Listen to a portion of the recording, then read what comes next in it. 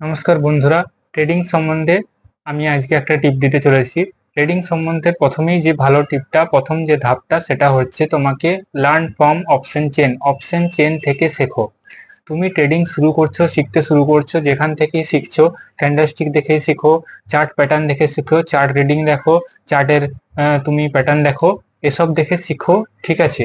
কিন্তু ট্রেডিং শুরু করবে না এসব দেখে। ট্রেডিং শিখতে শুরু করার আগে তোমার ধাপ হচ্ছে যে অপশন চেন তোমাকে শিখতেই হবে। অপশন চেন ডিটেলসে শিখলে তবেই তোমার মার্কেট সম্বন্ধে তোমার ধারণা তৈরি হবে, এবং তখনই তুমি ট্রেডিং করার জন্য উপযুক্ত হবে, যখন তুমি অপশন চেনকে ভালোভাবে শিখতে পারবে।